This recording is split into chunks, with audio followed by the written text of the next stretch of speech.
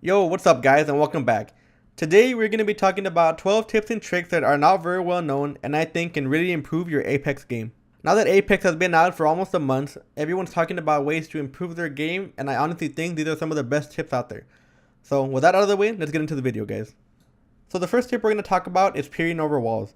Everyone knows that you can wall jump in Apex, but if you wall jump up to a wall, right before you hit the top, you can stop and you'll hang on to the edge of the wall, giving you the ability to peek over it and see what's on the other side.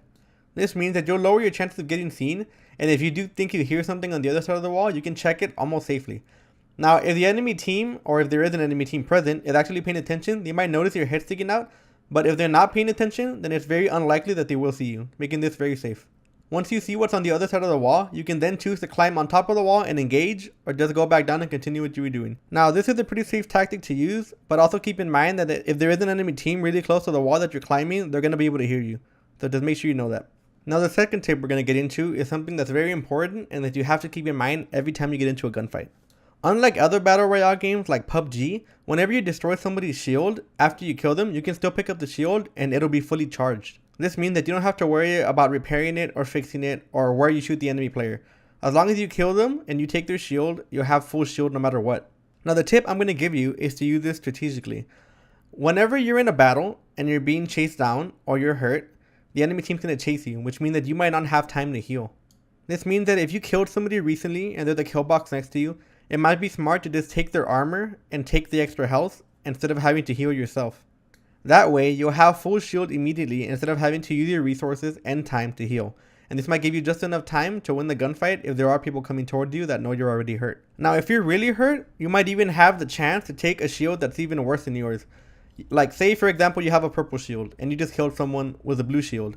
If you don't have time to heal and you know the enemy team is coming toward you, sometimes taking that blue shield for the extra health is a smart idea.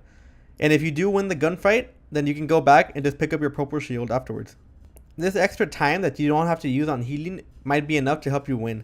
Also, you have to keep in mind where you left the purple shield that you had, or whatever shield you had, because you might forget where it is, and you really do want to pick that up after the fight if you do end up winning it. Now, this doesn't even have to be in combat. If you do end up killing the team, and somebody has the same armor as you, just pick it up. That way you'll have full armor, and you don't have to waste any of your resources, and you can save that for a later fight, or a later time. Now, the next tip I'm going to give you is using the Hemlock in a new way that you might have never thought of. Now, the Hemlock puts people off because of its burst fire. The burst fire is good in short and medium range, but long range it can be really difficult to use. And what some people don't know is that you can actually put this into single fire mode, which means that you can shoot as fast as your trigger finger will let you.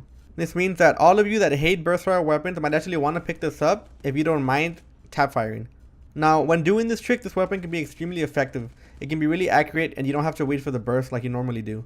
I've actually been able to pick this up more often, and I actually like it now that I know that this is an option for me, because I was never a fan of the burst fire, to be honest. Now, there is a limit on how fast you can shoot it. They did put a cap on it, but I think it's faster than the Scout, and it's still very good damage and should definitely not be slept on. So if you haven't tried this, give it a try for sure.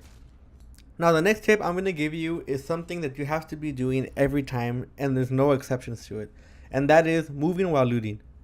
Now, usually after a team fight, the winners will run up to the kill box and just tunnel vision on whatever's inside, just to make sure they get everything they need. But what a lot of players don't realize is that a lot of aggressive players, and this includes my team, like to run at gunshots, which means that we usually catch people searching these kill boxes. And a lot of people don't know that you can actually move while searching. Moving while searching a kill box will make you a way harder target to hit than if you just stand there. You don't know how many times we've run up on a team and we get a free down or two just because they're standing still and not focused on what's going on around them. Now, this tip isn't just for looting. This should also be for healing. When you heal, you want to make sure that you fidget around just to make you hard to target if somebody is seeing you. And this should be overall for anything you do. You should always be moving left and right, and you should never be standing still in a BR because you never know when somebody has their crosshairs on you. Now, the next tip we're going to talk about is learning the layout of these kill boxes. Now, whenever you get a kill and you have to search something in a hurry, sometimes there'll be a third-party team that comes in and tries to clean up. This means that your looting has to be efficient if there is something you need. For example, if you need ammo, you have to know exactly where the ammo is in that kill box, so you can just go for that. Or if you need meds, you have to know exactly where they are in the kill box. That way you don't waste any time and you can get into the next fight if there is one coming to you. Now, the layout of the kill boxes are guns, ammo, armor, backpacks, helmets, and down shields.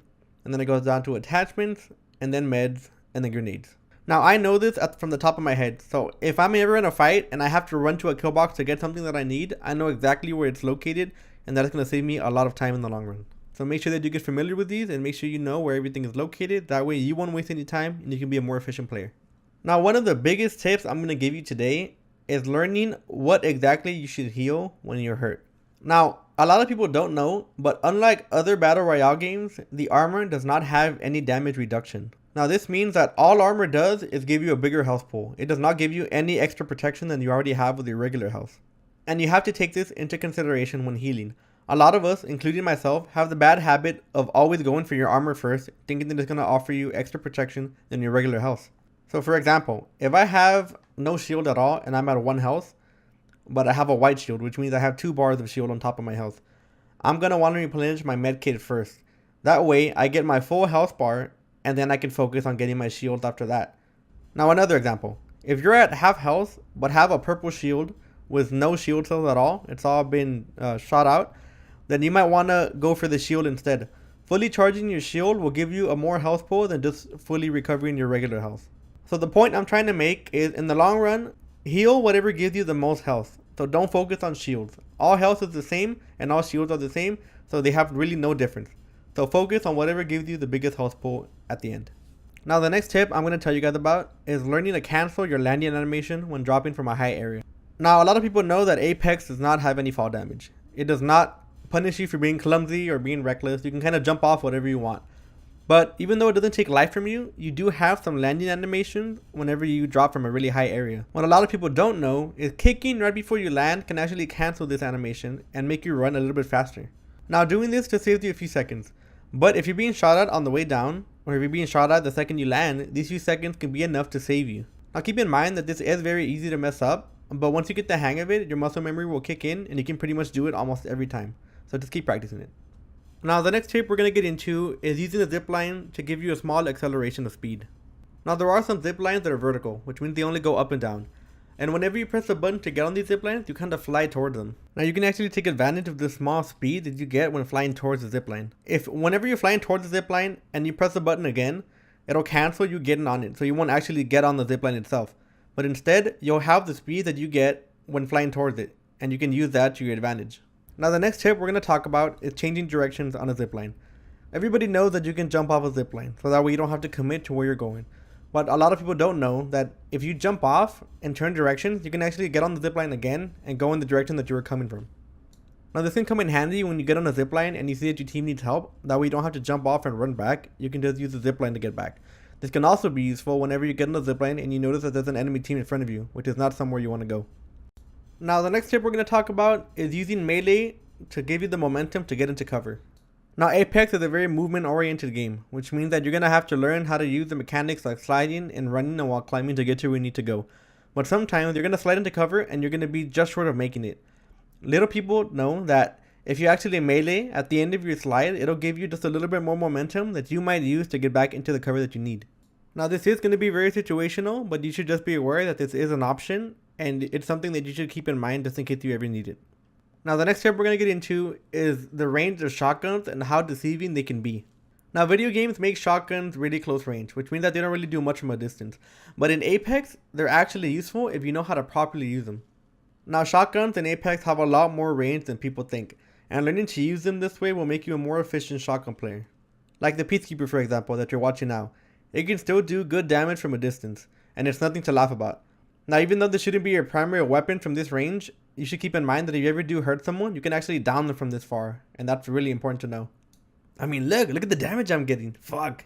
Nerf this thing. Come on. Look how good this thing is. It's crazy, man. Like, I'm rewatching this shit, and like, the damage it's throwing out is just crazy. Super good weapon. Let's keep that in mind. Now, this can actually give some kind of importance to the Mozambique, because the Mozambique, as trash as it is, actually has some decent range, and you can actually use it like this at the start of the game if you're ever against more than 2 or 3 people. I'm sure we've all been in a situation where our team is getting bodied by some other team across that little location where you guys dropped, and all you have is the Mozambique. Well, now you know that at a distance you can actually do some damage, and since it's the start of the game, most people won't have armor. Just don't forget that this range is actually possible, and even though it's a trash ass gun, it's not as bad as you think it is.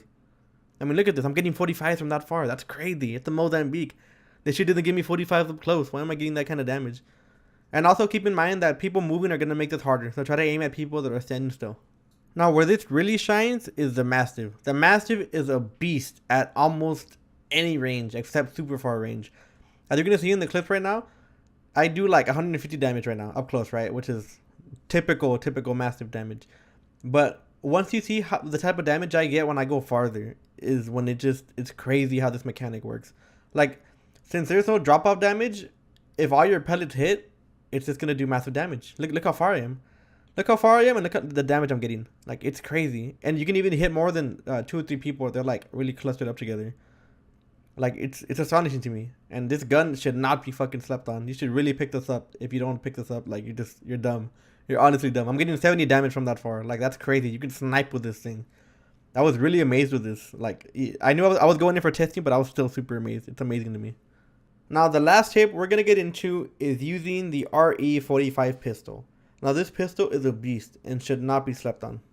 A lot of people believe just because it's a pistol that it's not going to do a lot of damage or that it's not good. But that can be farther from the truth. To be honest, I think the RE45 is the gun with the less recoil in the entire game. Like, honestly, this thing's a fucking laser.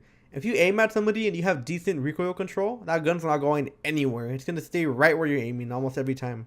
Now, to be honest, I didn't even want to use this gun. I had it and I picked it up because that was the only thing I found on several occasions when I dropped.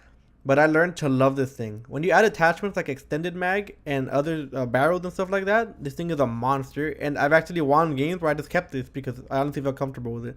It's super good, and just because it's a pistol doesn't mean you should sleep on it. But yeah, guys, those are my 12 tips and tricks. I hope y'all enjoyed them, and I hope y'all got something out of it.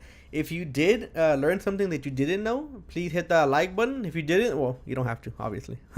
But yeah, guys, that's about it. I hope y'all enjoyed it. Also keep in mind that I'm working on my Lifeline video, so that will be up soon. I just have to get the clips and the tips that I need just to make sure I give you all the best information that I can. Also, if you guys want to come hang out with me and come get to know me, I do stream on Twitch almost every night, so I will leave the link for that in the description below just in case y'all want to check it out. And also, don't forget to hit that subscribe button if you haven't already, and be sure to share this with your friends. You know, if you have a squad that you play with and you want them to be, you know, in the know about all the knowledge and the tips and tricks about Apex, then go ahead and share it. It would really mean a lot to me, and I'm trying to grow my channel.